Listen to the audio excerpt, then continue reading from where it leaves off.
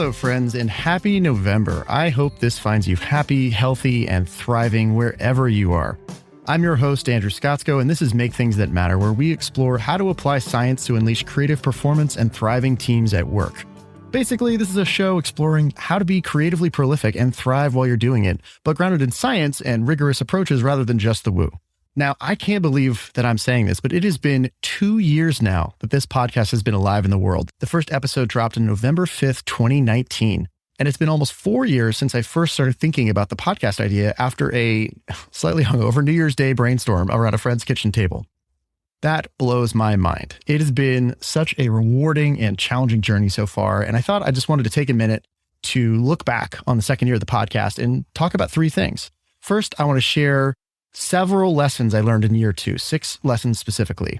I also want to talk about a couple of my favorite episodes and what most impacted me from them. And I want to share some updates with you about what you can expect in the show going forward. Okay, let's start with some lessons from year 2 of the podcast, 6 lessons. Lesson number 1, start, then learn. Now, I really wish I'd started the podcast sooner. Now, it's an easy thing to know cognitively, but it is much harder to face down in actual experience. I've said this to many people who are interested in doing a podcast and who have come to talk to me about it, but now I'm also reminding myself, you could always change it later. Of course it's going to change. It's fine. I spent almost 2 years thinking about and toying with the idea of this show before I ever put it live on the internet. In retrospect, I really wish I'd done what every single advisor said, which is what I'm saying now, start, then learn. Which leads me to my second big lesson from year 2. Lesson number 2, clarity comes through creation, not the other way around. I'm going to say that again. Clarity comes through creation, not the other way around. This is another one that's real easy to know and super hard to live. It is a cognitive versus emotional challenge. It's really scary to not know and to take action anyway. As Brene Brown would say, that's vulnerability, showing up when we don't know or control the outcome. I want to give a shout out to George Kao for this one. He's someone whose material is new to me, but is really helping me think about creating content and putting things in the world in a way that feels authentic and good to me. Historically, I'm not a big fan of social media and have struggled to feel authentic engaging with it. And his stuff is not only good, but it's actually really helpful. Check him out at the link in show notes. Now, I am incredibly guilty of this one. I totally have a tendency to overanalyze as a way of regulating fear and the anxiety of navigating the unknown in an uncertain future. The emotional logic goes something like this. If I can just figure out the, quote unquote, right answer in advance, everything will be smooth and I won't have to deal with any failure. And everybody will love me. Nicole LePera, who's the author of the must-read book, How to Do the Work, has a great Instagram post on this that I've linked to in show notes, as well as her book. So I'm calling myself out here. And it turns out it's not only more productive, it's a lot more adaptive from a mental health point of view to learn to feel and regulate the underlying fear and anxiety directly, and then get on with whatever you want to create. I think Elizabeth Gilbert talks about it as saying, okay, fear, you can sit on a chair in the corner and be part of the conversation, but you don't get to steer the ship anymore. I know I'm not saying anything groundbreaking here, but the whole feel the fear and do it anyway, it's just one of those truisms and cliches that when it smacks you in the face in your own life, you just have to acknowledge it. And so this is me doing that right now. The process of creating the show, going on the exploratory learning journey that is this show, now that is actually what has yielded the clarity on where I'm going next and what I want to build next. Not in any final sense, it's always evolving, but it's just a really good lesson that clarity comes through creation and the creative process, not before the process. Okay, moving on to lesson number 3. Whatever you're doing, the format matters. Way more than you realize up front, or at least more than I realized up front, and often in non-obvious ways. This is a really easy one to overlook in podcasting, for example. Lots of people want to do a podcast, but most shows fizzle out after like 5 episodes. Now, talking to cool people about interesting ideas, that's fun. Many people like that. Everybody wants to do that. What snags people is they don't realize all the other stuff that goes into producing a podcast in terms of pre and post production, admin, scheduling, booking, etc. Even if you have a simplified show format that is not a super high production value like NPR, it's still a lot and a lot more than you realize from the outside. What's the lesson? The lesson is think hard about how you're going to make the format of what you're doing sustainable. What's going to make it something you can do for an indefinite period of time? What would make it something you could do enjoyably for, say, 5 years? 2021 was actually a much more challenging year for me than 2020, and that goes for year 2 of the podcast as well. As Seth Godin says, the second year of this show was the dip. I almost quit doing the show several times. So let's talk about the lesson about what kept me going, which is number 4, output milestones. The last episode before this one was episode number 50. Now that is a milestone I was not sure I'd ever reach. Some of you listening have listened to every single episode along the way. And by the way, I want to say thank you so much. I so appreciate you sharing this journey with me. And on that note, it means so much to me when I get to hear from you how this show is impacting you, where it's reaching you. Every tweet or email I receive is really meaningful to me. So thank you to all of you who have taken a moment to share your thoughts with me. Following the episode 50 milestone, I took a short hiatus from producing the show over the last 2 months to reflect and to recharge and think about where do I want to go next. This is a creative process trick I found really useful, which is committing to a certain amount of output at certain milestones. Now, what does that look like? When I first started the show, I said, you know what? I don't know if I'm going to like this. I'll give it 10 episodes and then I'll see if I want to continue. But I can't quit before 10, even if I want to. But after that milestone, I get to reassess. Now, that sort of thing has proved to be very, very helpful because there are always times when you want to quit. Heck, there were 2 times in the last year when this show almost died. So my first commitment was to 10 episodes. After 10, I upped it to 25, then to 50, and now I'm re-upping my commitment to 75. By the time I get to 75, I will almost certainly keep going, but that's my promise for now. And doing this sort of thing is actually a good way to get deep enough into something to see if you actually like it and to force you to wade through all the crap you didn't think of when you first conceived of the concept. All that stuff that goes into producing a podcast that you didn't realize until you produced a podcast, for example. To use another common example, if you want to do a newsletter, commit to, say, once a week for 10 weeks and then reassess. Simple, but not easy. All right, moving on to lesson number 5, which is explore widely, build narrowly. Now, if it wasn't already super obvious, I am an incredibly curious person with a wide range of interests, and I really like learning and exploring that way. It is super energizing for me. Now, that's great, but it does not work when you want to build products, which is what I actually spend the majority of my professional time doing. Great products are focused, they are opinionated, and they solve specific problems for specific people. The way I'm walking this tightrope is to use the podcast and writing I do as a vehicle to explore widely, and then to slice off narrow, focused pieces that I can actually go build against. If you're someone who also struggles with being helplessly curious and trying to balance that curiosity against creating focused work, consider how you might use different vehicles to meet those different needs. Turns out, I don't have to get all my itches scratched in the same place. By the way, this also turns out to be really good relationship advice. Your relationship partner does not have to be the place you get every single need met, and they probably shouldn't be. That's too much to put on one person in the relationship. And one more lesson. Lesson number 6, text scales better than audio. Now this one might be really obvious, but somehow I missed it. And this is one that's hard to overstate. Writing is powerful and the internet is still fundamentally text-based. I now think of the long-form interviews on the show as a way to explore territory and discover new ideas, which can then be extracted, repackaged, polished, explored more deeply, and repurposed in other ways. For example, maybe it's extracting one key idea from a whole long conversation and going deep on it in an essay. Now, what really brought this home for me was seeing the different levels of response I got to all of the audio content I've created compared with one single well-done, long-form piece of writing.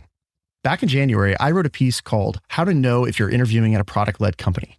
I had a feeling I was onto something with that article, but I was really surprised at the response. That thing got significant traction within my professional space of product management. That one article has been distributed more widely than anything else I've done in the last 2 years. And a huge reason for that is that it's text and not audio. But the ideas in it came directly from the conversations on the podcast. Now you'll start to see this reflected in the format of the show going forward, where there's going to be different types of episodes rather than just the long form interviews. I'll talk about that more in a minute, but specifically, I'll say that I'll be publishing more audio essays.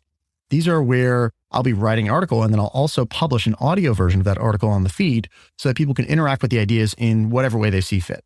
Just like some people want to read a paperback and some people want to listen to an audiobook, let people engage however it works best for them. By the way, if you'd like to get those in written form, sign up at the link in show notes and they'll be emailed to you as soon as they drop. Okay, switching gears, I want to share a couple of the episodes from the second year of the show which have most impacted my thinking. I'm proud of all the episodes in year 2, but it's something like this. I want to highlight the ones that I think are less obvious and maybe more subtle in their impact. This past year, I really pushed into a lot more product and craft focused content. For example, on the product management front, there were terrific explorations with folks like Melissa Perry, Marty Kagan, and Teresa Torres, among many others. These are excellent conversations to check out, and I highly recommend you do so. But if I had to pick just 3 episodes that really changed my thinking in a new way this year, it would be these 3.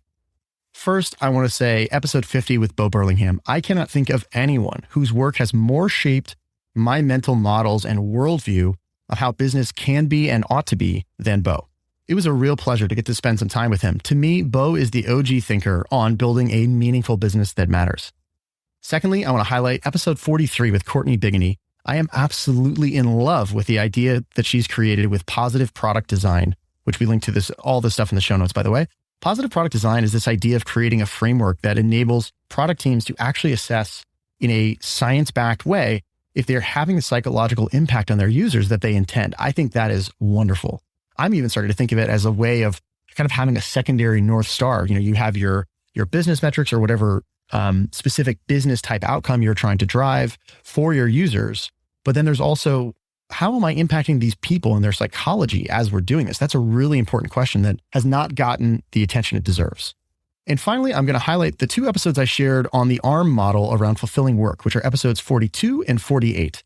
I want to call out 2 things specifically: the ARM model itself from the first episode, and the idea of your verbs from the second episode. I want to give full credit to Haley Darden for the verbs idea. She shared it with me in some one-on-one conversations, and she goes deeper on it at the link in the show notes. I will say this verbs idea paired up with the ARM model itself has become something I think about probably every single day. It's really helping me shape and craft my day-to-day work experience to be more engaging, exciting, fun, and better leverage my strengths. And it's really, really useful. So that's one that I really want to call out.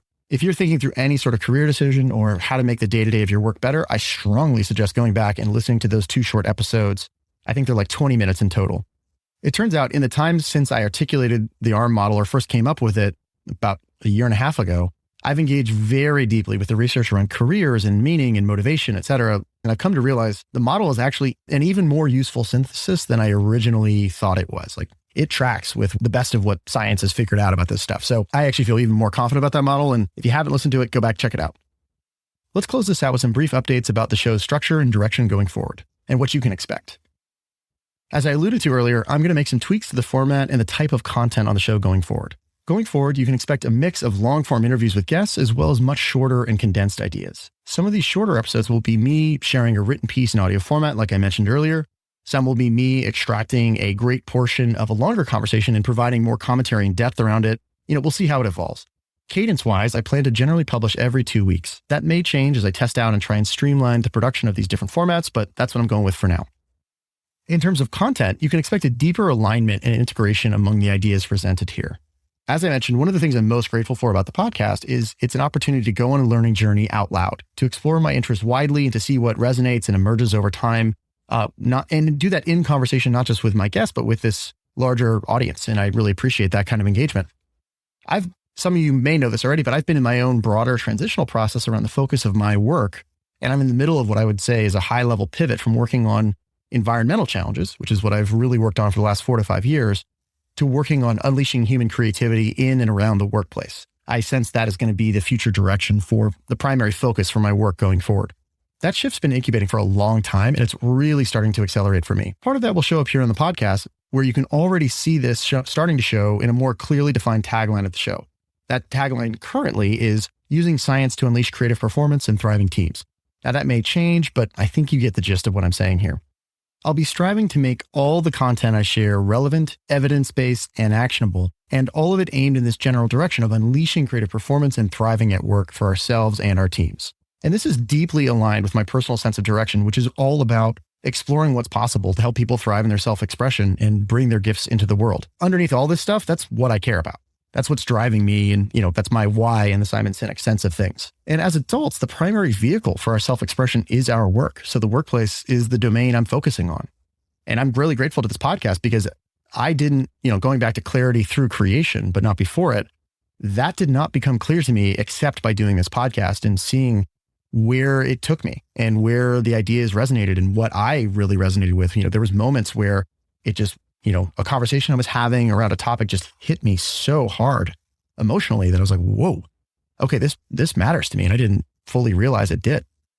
And so as I said, the workplace is the domain I'm focusing on, and I'm currently exploring a lot around how do people learn, create, and collaborate in the workplace to make things that matter, hence the show name as well. In the background of all this out loud exploration, I'm looking for what I can build. I'm trying to productize the insights of the cognitive and behavioral sciences to unleash creative performance at and through our work.